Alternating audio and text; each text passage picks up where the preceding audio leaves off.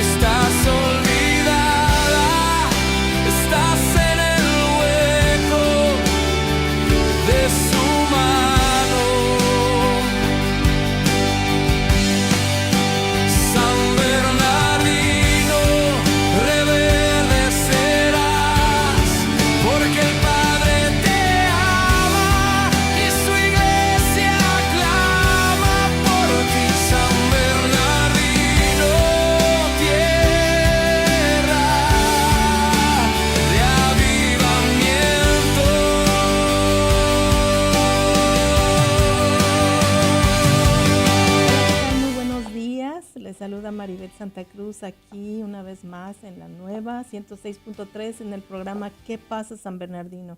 Good morning everyone. We are here on La Nueva 106.3 in the show ¿Qué pasa San Bernardino? Today we are joined by Eric Marquez, who is seeking to represent Fort Ward in the city of San Bernardino. He's a candidate on these elections. Eric, welcome. Thank you. Eric, could you tell us about you? Who is Eric Marquez? Well, I've been in San Bernardino my whole life. My parents came here in the 90s and bought a house for my grandmother. And I was born in 2002. And right in the middle of my life so far, the bankruptcy happened. Yes. And that was incredibly devastating for the entire city, really.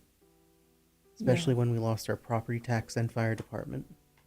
Yes. Eric, we know that this is more than an election. This is the future of our city. So what motivated you to be a candidate for this election? What motivated me most was the inaction of our current councilman in the 4th Ward. Okay. So tell us about your trajectory. So what is your history about leadership? What are you doing in your work to get close to the people, to your community? Well, ever since about February, I've been canvassing almost every day. Over 4,000 registered voters I've reached out to, and every Sunday afternoon I do a meet and greet at Harrison Canyon Park where I'm available to talk to anyone. Okay. And how is the support of the community with you? So It's building. Supporting, yeah. So I didn't know that you are a candidate for World War, World 4th. So I was looking for your profile, but I don't see too much engagement in the social media in your campaign. Mm-hmm. So what happened? So my main focus is to be more grassroots rather than social media, because with my budget, which is non-existent, I can only afford to do so much. And so my biggest outreach online has been through online voter guides, specifically ActiVoter or ActiVote, where people who want to read more about candidates can find candidate information there. And I've been reached out by several similar voter guides and that one to create a profile. And Facebook has been basically my default for all my social media stuff because it seems the easiest to reach out to and it has the most accounts. And that's where I see a lot of activity online when it comes to San Bernardino. Yes. Well, what is your proposal? What are you bringing to the city? So we know that we have a lot of problems. We have more concerns from our community, our business owners. What is your plan? What are you proposing to them to help? So I have 3 things in mind specifically: code enforcement, supporting small businesses, and also to be more accessible. Because, well, the accessible part is because no one can find their city councilman when they try to reach out to him, or at least most individuals don't. And I have a few business program ideas that could really help support small business in San Bernardino. What is your plan? How are you going to implement all these plans? Specifically, I would like to start a small business loan program Okay. that would incentivize people to start businesses in San Bernardino or continue to run their business in San Bernardino at favorable interest rates. And the second business program is a marketing program where the city will subsidize digital advertising on major city corridors, like on 40th and Waterman. That is a very underutilized area, but it should be one of our largest places for commerce, where we get revenue from sales tax from visitors, not just residents. How many business would you think that will be benefit from this project that you have? Dozens. Definitely some that don't exist yet. Specifically, the marketing would be given at favorable rates to small businesses, not just large corporations, and they would be given, well, first come, first serve. For example, on all highway exits into San Bernardino, there should be advertising subsidized by the city, because that is some major revenue and commerce that we are not tapping into. Okay. Eric, do you have like a plan, a business plan? But what happened with all these? So, in the event that you get elected as a council, what is your plan? How do you pretend to get the vote of the other council members? Because we know that the city council is like division in them. What is your plan to get the approval, the vote of them, to approve all your proposals? I've tried to stay in communication with many incumbents and ones that are not on the ballot this year, and some that are on the ballot this year. And they're all open to cooperation with anyone. So I believe my proposal can be very agreeable with most of them. Most of them. Do you think that they're gonna agree with you? Yes. I mean, we would need to hash out the details in council about the exact wording and implementation, but the idea is sound for these programs. Eric, talking about our community, what is your plan to talk about them? So, what is your plan to make them to feel here and feel like they are getting someone that they can trust? So someone, as you told me, so normally the city council, they are not close to us. They are, when you look for them, they are not for us. What is your plan? How do you pretend to get to the community, close to the community all the time?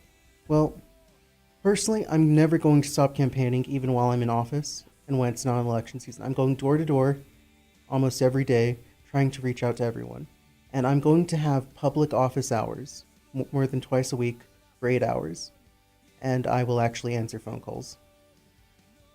Or at least that's my plan for when I'm elected.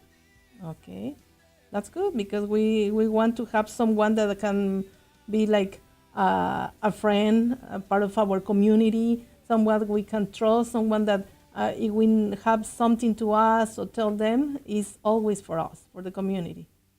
Talking about the homelessness. So worldwide, all the city we have the same problem. What are you thinking about? What are you gonna do about this issue in our city? Well, there are several things I have, or several ideas I have about homelessness that the city could do. Specifically, my first priority will be meeting state standards when it comes to homeless shelter beds, because we cannot get or enforce many vagabond ordinances without meeting state standards. And another thing is, we need to keep an eye on our nonprofits that are receiving funding from the city to help with the homeless issue and crisis in our city. We cannot just let them be fully autonomous with these grants. We need to be more strict, we need better oversight, and we need to make sure we're getting every penny it's worth. What about public safety? Public safety. Well, I'm in full support of the police.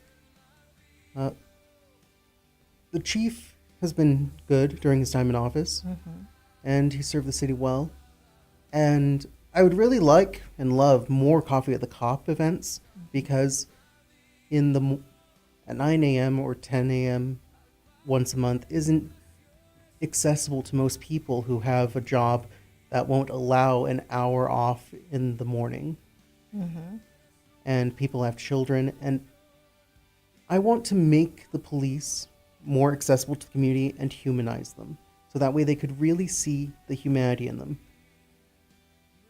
And of course, increasing their funding whenever possible as the city increases its revenues would be great, because it needs to keep up with the city as it grows and advances and improves.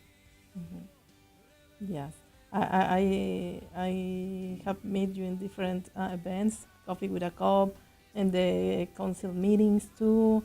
I don't know if you have attended the Business Watch meeting. So, but I know that you are really involved in the community, attending meetings, events. For you, what is the worst part now in San Bernardino? The things that we are not getting from our government, our mayor, our councils. What do you think is the big problem here now? The biggest problem, it's mostly revenue. That's our biggest issue with our city. We lost property tax to the county in the bankruptcy, and our primary source of revenue is sales tax. And since we have no revenues, and we are still struggling to keep up public works, it's as if there's a disconnect between the people and their government. There's no communication, no real communication. There's just public hearings that only certain people know about, that in theory the people could go to, but who's going to tell them about it? And that disconnect really needs to be fixed. And I took some inspiration from my friend from Chicago. She says that her Chicago City Council has aldermen, and they have requirements that they need to have an office in their ward or district, and need to be accessible to their constituents. And I feel like something like that would be a huge way, rather than just hiding on the 5th floor of a building with security guards everywhere that won't let anyone in unless you have an appointment. Yes.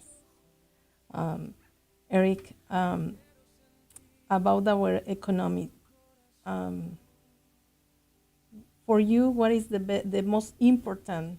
The city needs to spend the money in what part of the city? In what issues that we have? for you? As I mentioned before, small business. Small business. Marketing and helping them with marketing could be a huge help in our corridors. But we also need to invest into new sources of revenue for the city. Like what? So, for example, there's more than one parking lot or structure owned by the city, almost barely utilized by most locals, and occasionally by the businesses that rent or have offices in the area. But there's another thing. Are you aware of the raves at the Orange Show that happen Yes. every few months? So the city is not utilizing that opportunity quite as well because people hate them. They Most of the community, yes. yes. But the Orange Show is owned by the state and the city can't do anything to stop them. So we need to do our best to mitigate that irritation while also profiting from it. So my idea is to charge parking fees at those parking lots during these major events. Not every day, not for everyone, but just during major The events. special events Yes. in the Orange. And that could be a huge source of untapped revenue from the city. And it could help guarantee that the city knows where these people are coming from, where they're going. So that way we could properly police the area and keep public disturbance to a minimum. Yeah, that's a good idea to rent the parking spaces, but I believe we need parking spaces everywhere, especially here in the downtown. So there are a lot of people that they don't have parking. We have many businesses here, and they only receive tickets when they stay more than 2 hours. Some of them, they have to be here on the buildings here around the city, parking here the whole day, and they have to start moving their car every 2 hours. So I believe we need affordable parking for business people, for people that is working here. I think we should have a permit program where businesses could provide permits to their employees or clients where they won't get fined for parking on the street for more than a certain amount of time. And that could be a great program. But that also ties into my other thing for code enforcement. Code enforcement is not being enforced properly in the city. It's only selective. For example, one car is derelict on someone's driveway. The city gives them a tag, yellow tag or fine, but there are 10 other houses behind them that are doing the same thing that don't get a fine. And whenever that person disputes it, they get a letter the day before their dispute hearing is available saying that it's already been denied. And that's ridiculous. We need a comprehensive code enforcement, codes, city ordinances to enforce, and also there needs to be a disputable process for individuals, because these codes are not to make lives harder for the residents. They're meant to protect them and make their lives easier. So we need to make sure that they have a way to not be victimized by them. Yes. Eric, tell me something. Why the community, all the residents in World War needs to trust in you? Why they have to elect you? Well, I'm accessible and I'm honest on everything. I personally believe that someone on the local level, any level in government, should be available to their people and constituents, no matter whether they vote for them, whether party preference, whether any reason, they should be there for them. And I want to be that person. Okay, are you willing to be accountable if something is not happening? All the things that you are telling, let's think about 2 years. If people start telling, "Oh, Eric, you promised this in your campaign, but you didn't did what you promise to us? Personally, if I don't get like half of my campaign goals or promises done by my first term, then I don't think I'll run a second term, or I might just resign in my third or second year, because that is pathetic and unacceptable. Yeah, this is something that I read that you wrote about limit the time for the councils and the mayor. That is good because we don't want council members being in that position, in that chair for more than 4 or 8 years or more than that, and they are not doing nothing. Yes. I have heard arguments that there shouldn't be term limits because, well, the people can vote them out whenever they feel like. But I feel like it is a preventative measure for someone like the incumbent, Brett Charette, for causing stagnation for our city for 17 years. And So many years. yes, I don't think I'll live that much longer. I don't think I'll live long enough to serve 17 years. Yes, too much years. What are you doing to convince the people that is on the side to vote or to elect someone? Because we know for Ward 4, right now we have 4 candidates for that ward. 5. But there's people that is like, they don't know what candidate is the best. Well, personally, I'm going door to door canvassing, convincing them myself, whenever possible. But also, I'm recommending that they go to the forums this month, on the 23rd of April and 30th of April. There are going to be 2 candidate forums. And may I hand you a flyer on that? Yeah, sure. Specifically, one will be at 5050 Sierra Way, San Bernardino, California, at 6 p.m. And that'll be just for the 4th Ward Candidate Forum. And there will be another one at Valley College at the Greek Amphitheater on April 30th, 5 p.m. to 7:30. Okay. Other Okay, side. that's fine. Yeah. Okay, thank you for the invitation, for the flyer. We're gonna share this information, and thank you, Eric, for being here. This is something that we really appreciate, that you are here giving us information and tell our community something for like invite them to participate in these elections. I love being here. How do you plan to invite them Yes, to be more participate on these elections? I think that goes without saying. Everyone should participate in their government, no matter what age or location. They need to participate because this is where their voices are heard the most and where policies are made that affect their day-to-day lives. Yes, that's true. That's true. Thank you, Eric, for your time. Thank you for being here. Gracias a todos por su tiempo, por estar aquí. Thank you, Eric. This is something that is really important if we want to make a change. So choose to vote. So escojan votar. This is important for us. We have many candidates for different positions. Choose to vote. Don't stay at home the day and don't say, oh no, I'm not gonna vote. Vote June 2nd. Yes, June 2nd. Get informed, get close to your candidates. They have many events here in the city in different areas for you to meet them, talk to them, and hear them. Choose to vote. Escojan votar y nos vemos en el próximo capítulo. Muchísimas gracias. Gracias, La Nueva. Gracias, Jonathan. Gracias a todos. Gracias, Eric. Thank you so much for being here. Thank you for having me. Thank you.